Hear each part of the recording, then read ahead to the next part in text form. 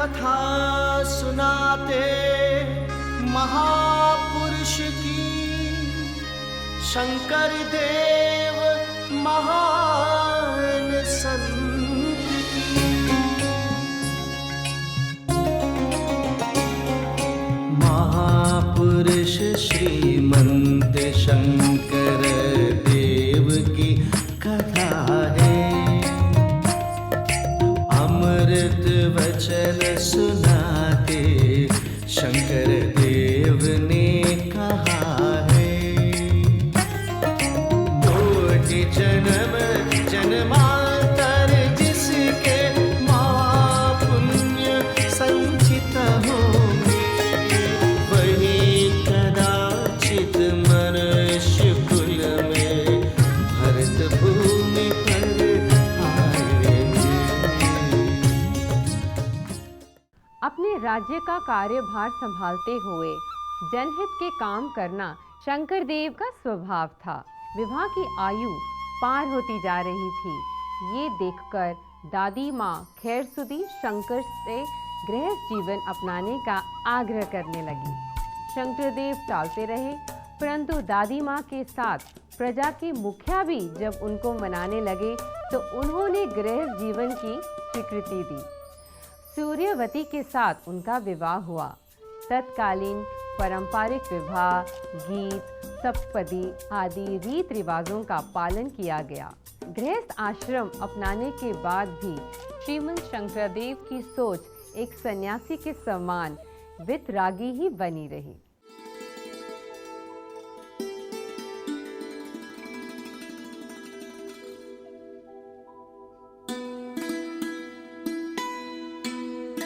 शंकर भैया, अब पलकी में बैठ जाओ, बारिश हो रही है, अब घोल जाओगे।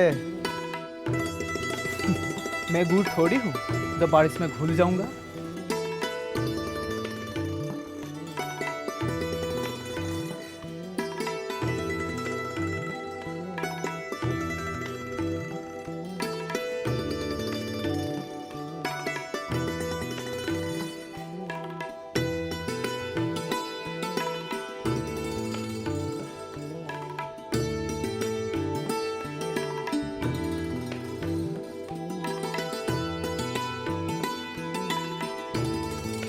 अरे अरे, आपको चोट तो नहीं लगी ना? नहीं। अरे क्या हुआ?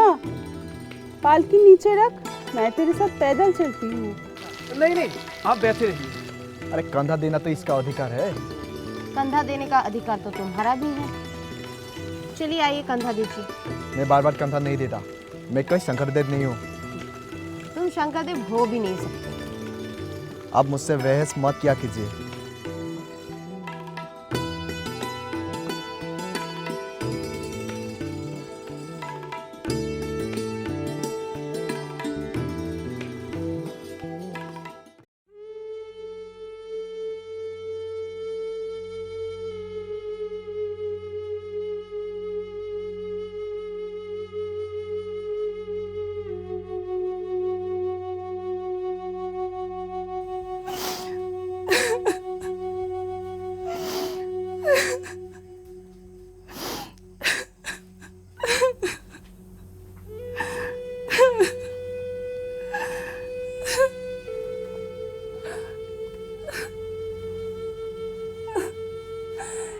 भाग्य की कैसी विडंबना है। अपने पुत्र के सम्मान पूर्वक मैं दाह संस्कार भी नहीं कर सकती।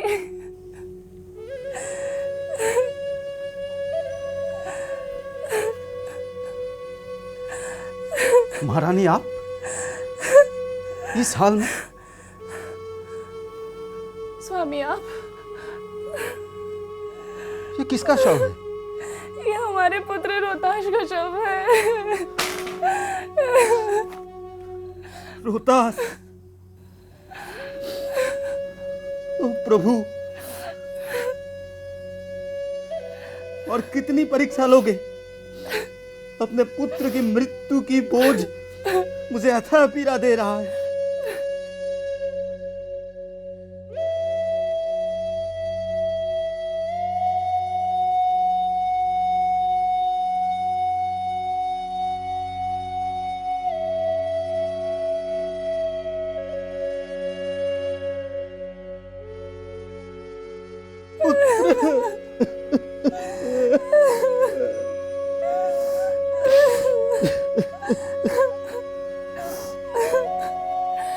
महाराज, शायद यही विधाता की इच्छा है। अच्छा हुआ कि आप अपने पुत्र के दाह संस्कार हेतु मुखाग्नि के लिए यहाँ है।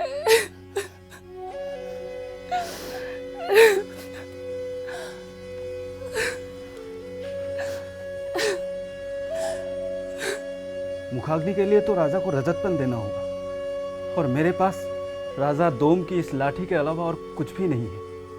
हे प्रभु,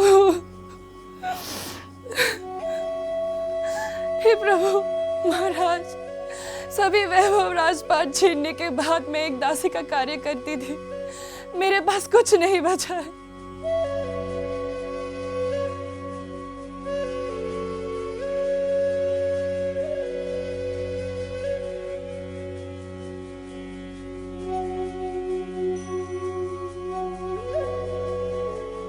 रोहतास के दाह संस्कार के लिए हमें मुखाग्नि नहीं मिलेगी?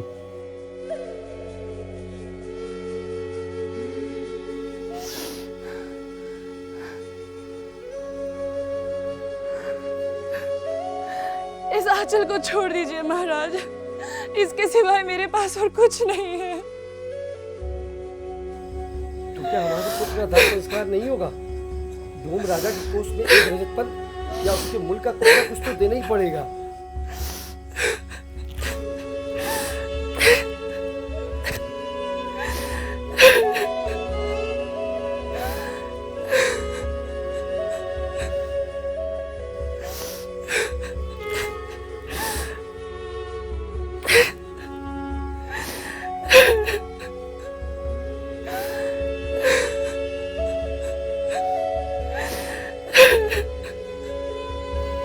मार्मिक कथा है ये। क्या सत्य का मार्ग इतना ही कठिन होता है? इस कथा से तो यही लगता है।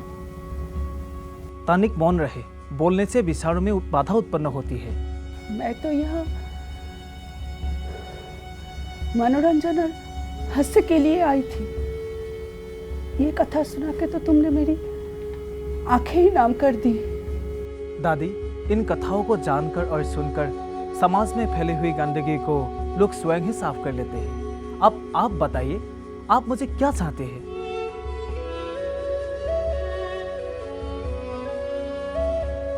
अभी तो हम यही चाहते हैं, तुम दीपक बुझाओ और सो जाओ। चलो हम जाते हैं।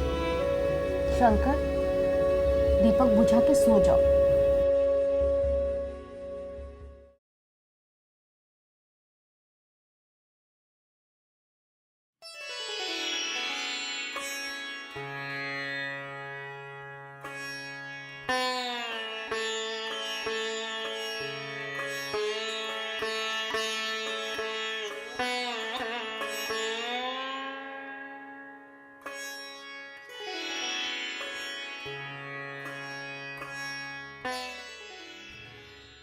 दादा, सीधा तो ठीक है, लेकिन गुड़ का हालत बहुत ही सख्त है।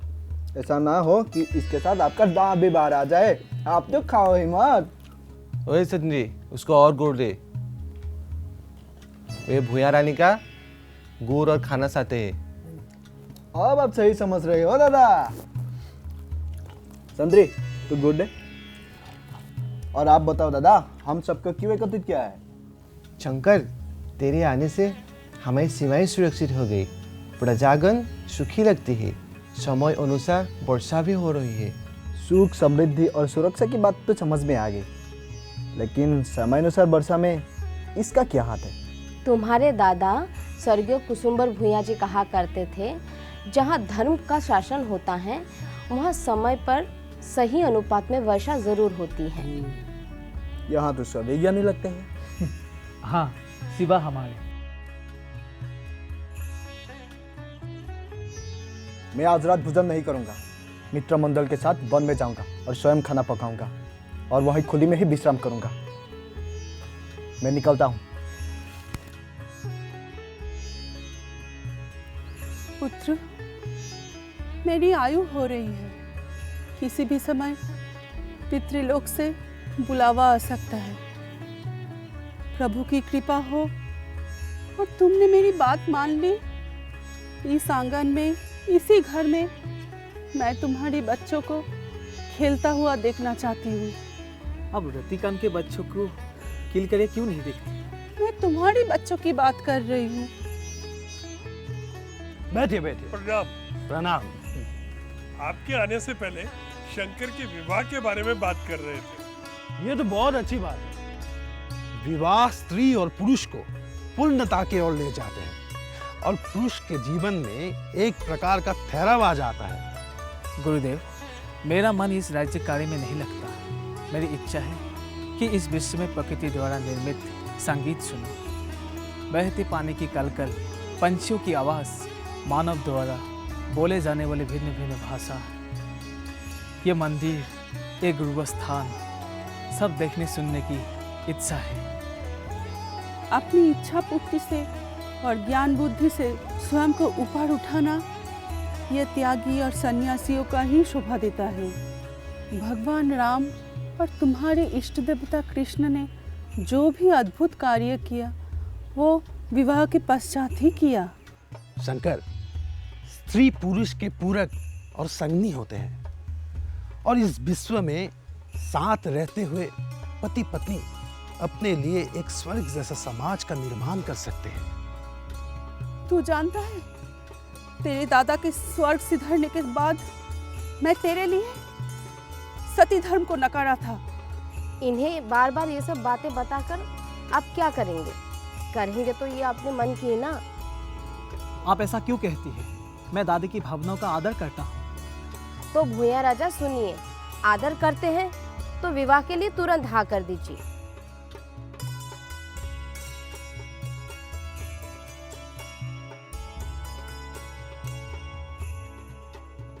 एक बिन माँ के शिशु के लिए आपने त्याग किया है, पर आपके पाँव इसलिए छू रहा हूँ कि आपने इस क्रूर प्रथा के विपरीत गए। आपको जो उचित लगे वो कीजिए। वैसे मैं आपको बताना चाहता हूँ कि मेरा संन्यास लेने का कोई इरादा नहीं। अरे तो इसी खुशी में गुड़ चूड़ा लाओ और किसी सुशील कन्या को इसकी बहू बनाओ। मैं तो आपके बुलाने पर ही समझ गया था कि इस बात पर विचार विमर्श करने के लिए संदेश भेजा गया है। जी। हमारे जनपद में ही हरिबर गिरी भुइयां की कन्या सूर्यवती शंकर के लिए उपयुक्त है। अरे फिर देरी किस बात की?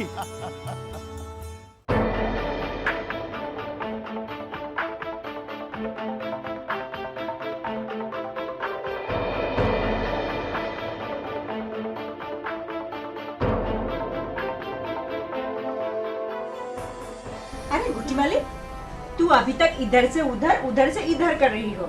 उधर शंकर की दादी गुस्सा हो रही है। अरे इसीलिए तो परेशान हूँ।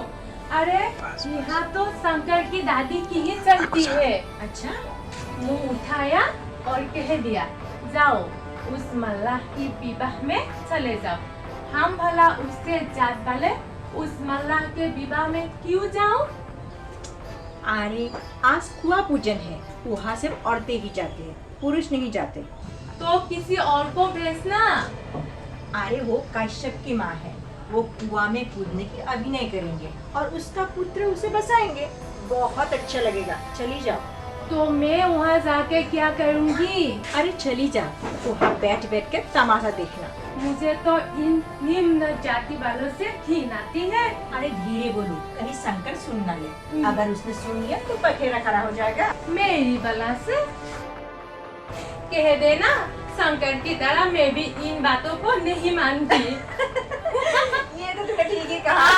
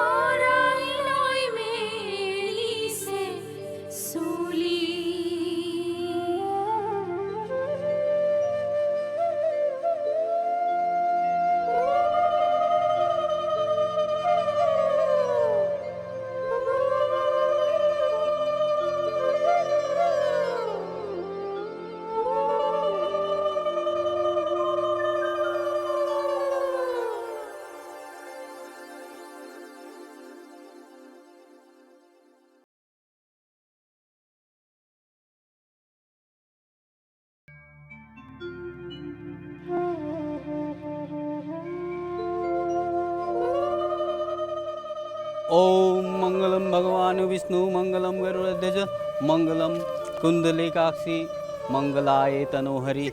ओम विष्णुदेवाय नमः। और इधर से जाओ। ओम मंगल। अरे पंडित जी जल्दी कीजिए, खाना ठंडा हो रहा है। क्या खा ले? अरे हर वक्त इतना मंत्र पढ़ना जरूरी है क्या? अरे चुप कर, तू अपने शादी में भी ऐसे बकबक कर रहा था। अरे वो बात और थी। ओम मंगलम भगवान विष्णु मंगलम गरुड़ध्वज मंगलम कुंडलिकाक्षी मंगलाय तनोहरि। ओम विष्णुदेवाय नमः। और इधर से जाओ। ओम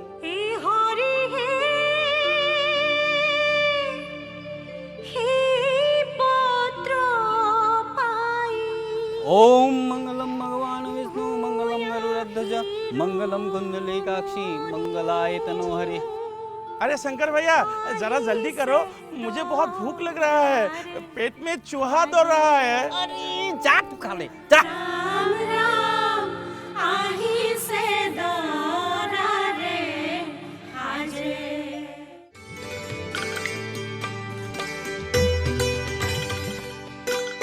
दादी, आपके पाँव में दर्द हो रहा है क्या? दबा दो। अरे नहीं, ये शंकर तो अपनी नई नवेली पत्नी को छोड़ के चला जाता है और ये बेचारी पूरे दिन घर को कामों में लगी रहती है। जब आपका पुत्र चला जाता है तो ये अल्लड़ युवती की तरह सारे घर में कूदती फिरती रहती है और जब शंकरदेव घर वापस आता है तो ये उनके आने वालों के लिए जलपान की व्यवस्था में लग जाती है। अरे जब से ये नामघर का काम आरंभ हुआ है तब से शंकर पहले से भी अधिक गंभीर हो गया है। अरे ये तो जन्म लेते ही हंसा था, उसके बाद से किसी ने इसकी हंसी नहीं देखी। बचपन में तो ये पूरे दिन घमा चौकड़ी करते रहते थे और मैं ही रात को इसे ढूंढकर वापस लेकर आती थी। अरे मुझे तो लगता है वो शैशव काल से ही सीधा युवक बन गया। कब और कैसे बड़ा हो गया मुझे तो पता ही नहीं चला। जाने कहाँ से इसने संगीत कला, भवन निर्माण इत्यादि के बारे में इतना ज्ञान प्राप्त किया और इतना शारीरिक बल भी। आश्रम में योग, हठ योग करते करते इसका शरीर लो समान हो गया है। फुर्तीला तो ये बचपन से ही था। मल्ल युद्ध में मैंने इसे अपने से भारी भरकम लोगों को हराते हुए देखा है। जाने कहाँ से कर लेता था, कहाँ से सीखा? ये प्रश्न मैंने भी पूछा था। तब इसने मुझे बताया था कृष्ण मात्र 12 वर्ष का था जब उन्होंने कंस की वीरों को धूल चटाई थी। ये सब इसने कहाँ से पढ़ा? मैंने इससे यही पूछा था। जयंतिया माधव को जब बाहर से सन्यासी मिलने आते थे, कृष्ण अवतार की बातें ध्यान से सुनता था और प्रयोग में लग जाता था। प्रणाम। प्रणाम दादी। तो शंकर लीला दोहराई जा रही है? अरे नहीं, घर के सारे काम सूर्यवती ने अच्छी तरह से संभाल लिया और शंकर और तुम लोग बाहर का काम देखते हो। हमारे पास पुराने पर्तों को पलटने के सिवा और कोई काम ही नहीं बचा। हाँ, रामघर का काम कितना दूर बचा है? बस लगभग काम पूर्ण हो गया है। अगले कुछ दिनों के भीतर शुभ मुहूर्त देखकर उद्घाटन भी कर दिया जाएगा। हमने कहा है कि एक शुभ मुहूर्त देखकर आपसे उद्घाटन करवाएंगे। मुझसे? शंकर ने तो हमें यही कहा है। पुत्र, मुझ जैसे विधवा स्त्री को मंगल कार्य के स्थान के निकट जाना नहीं चाहिए। क्या कह रही थी आप? ठीक ही कह रही थी। मंगल कार्य के स्थान के निकट विधवा स्त्री का छाया भी नहीं पड़ना चाहिए। ये विधान किसने बनाया है? हमारी समाज ने, जहाँ पे हम लोग रहते हैं। ये कितना गला सड़ा समाज है। गीता में लिखा है, अपने कर्मों का फल मनुष्य को स्वयं भुगतना पड़ता है। आप मुझे ये बताइए कि मेरे दादा की मृत्यु में आपका क्या दोष था जिसके कारण आप ये नीरस जीवन जी रही है? ये समाज तो स्त्री को पति के मृत्यु के बाद सती होने के लिए भी कहता है। दादी, मेरा तो जीवन ही आपकी धरोहर है और मैं ये कह देता हूँ कि उस नामघर में सर्वप्रथम किसी का पाँव पड़ेगा तो वो आपका होगा। और आपने नहीं मानी, मैं सौगंध देता हूँ, मैं उस नामघर में कभी नहीं जाऊँगा। तो हो गया निर्णय। शंकर देव महान संत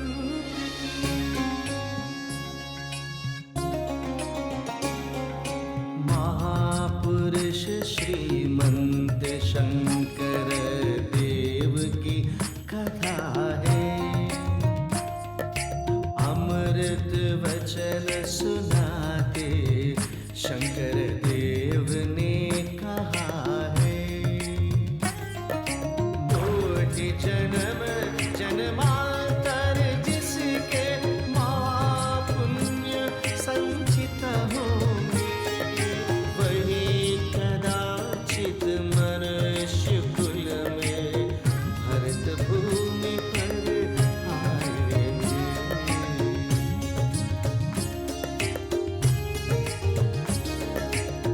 देवों को भी दुर्लभ है जो जन्म जिसे मिलता है।